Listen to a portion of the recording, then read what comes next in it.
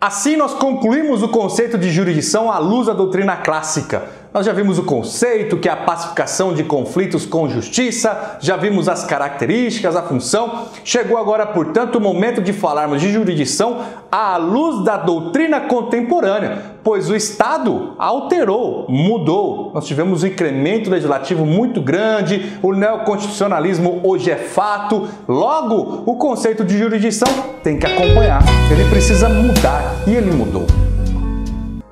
À luz da doutrina contemporânea, nós vamos utilizar o conceito de jurisdição trazido pelo professor Fred Didier Jr., que é o seguinte: função atribuída a terceiro imparcial de realizar o direito de modo imperativo e criativo, reconhecendo, efetivando, protegendo situações jurídicas concretamente deduzidas, em decisão insuscetível de controle externo e com aptidão para tornar-se indiscutível. Vamos fatiar este conceito e vamos trabalhar com ele por partes. Vamos começar pela parte que diz função atribuída a terceiro imparcial. Ora, a jurisdição ela é exercida por um terceiro imparcial, um terceiro alheio ao problema trazido pelas partes. Veja, aqui o destaque da característica da heterocomposição. Esse terceiro alheio, ele não tem interesse algum, é o juiz, a figura do juiz. Nós podemos dizer que a doutrina até procura trazer um conceito de imparcialidade para destacar que o juiz ele é um terceiro diferente das partes, pois as partes possuem interesse, porém o juiz não, ele é um terceiro desinteressado, por isso imparcialidade. Além disso, o juiz ele tem que ser imparcial, é a sua capacidade subjetiva de não ter qualquer vínculo com aquilo que está sendo trazido para o processo, pois o juiz ele substitui as partes, o interesse das partes, a fim de trazer a justa solução do ordenamento jurídico.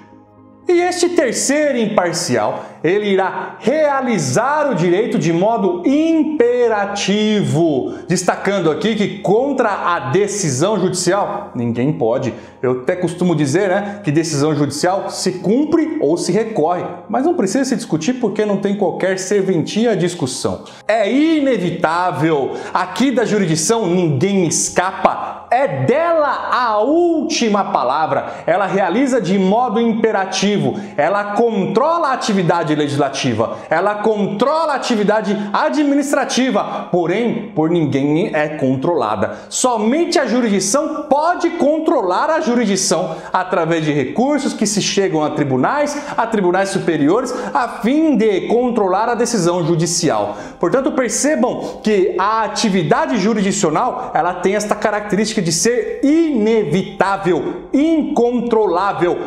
Tudo é controlado por ela, porém ninguém a controla. Assim, podemos sintetizar que a jurisdição ela é imperativa, porque ela se impõe a tudo e contra todos. Mais uma característica da jurisdição é que ela é uma atividade criativa. O ideal aqui seríamos falarmos que ela é uma atividade recreativa, de recriação, pois ela não cria do zero, ela cria a partir de algo já existente. Mas como o próprio professor Fred Didier elenca, nós vamos aqui por uma questão de didática falar que ela é uma atividade criativa. Quando um problema chega ao judiciário, nós teremos as razões do réu, as razões do autor. O juiz ele deverá optar por uma delas. Porém, ao optar uma delas, não quer dizer que as razões dele serão incorporadas à decisão judicial. Não, o juiz ele opta uma das opções e a partir dali ele cria uma norma. Esta norma é criada a partir do ordenamento jurídico. O juiz ele lança, portanto, através de um processo de subsunção, o caso prático ao ordenamento. Porém, não é apenas lançar ao ordenamento e trazer a regra de lá e aplicar ao caso concreto. Não! Essa visão quiovendiana de que o juiz apenas declara a lei, ela é ultrapassada, pois o juiz nos dias de hoje, ele lança o caso concreto ao ordenamento. E lá dentro do ordenamento, ele irá dar a interpretação conforme ao que está escrito na Constituição, lembrando da força normativa da Constituição e ainda sopesando o direito fundamental colocado em jogo. E ali, com esta fórmula que ele cria, ele então trará a norma jurídica aplicável ao caso concreto. Perceba que esta atividade promovida pelo juiz é uma atividade intelectiva, da qual ele criará na sua fundamentação, na sua motivação da decisão, uma norma e criará também uma outra norma na parte dispositiva. Portanto, a decisão judicial ela é composta de pelo menos duas normas. Uma norma que irá direcionar o caso concreto na parte dispositiva, onde o juiz diz, condena o réu ao pagamento de R$200 mil. Pronto, ali nós temos uma norma dispositiva que rege aquele caso concreto. Porém, o juiz cria também uma segunda norma que está lá na fundamentação, uma segunda norma que está na motivação da decisão judicial, aonde ele convencerá as partes de que, à luz do ordenamento jurídico, aquela decisão será tomada, aquela decisão da parte dispositiva será implementada. Portanto, nós podemos aqui trazer a lume de que a motivação é o precedente judicial, é a ratio decidendi, é onde o juiz trabalhará o ordenamento jurídico àquela situação trazida pelas partes, e aquela motivação servirá como motivação para outros casos semelhantes. Por isso, então, nós falamos que a atividade jurisdicional ela é uma atividade criativa. O juiz irá criar pelo menos duas normas. E hoje, nos dias de hoje, esta é uma atividade que não tem qualquer discussão, pois basta nós lembrarmos da súmula vinculante, do incidente de assunção de competência, dos recursos repetitivos, que nada mais são do que precedentes vinculantes.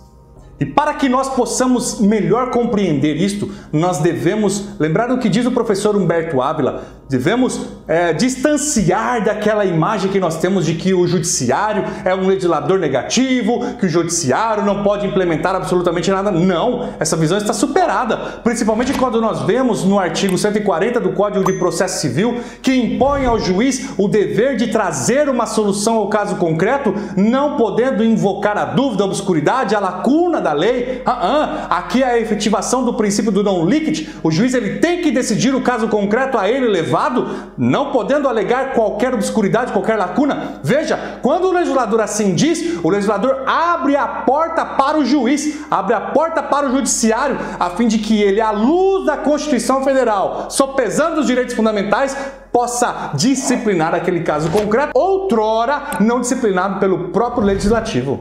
Desta forma, fica mais fácil percebermos por que o judiciário tem essa posição ativa, que ele não pode se recusar a julgar. Não, ele deve implementar a Constituição, que tem força normativa conforme os ventos do neoconstitucionalismo impõem.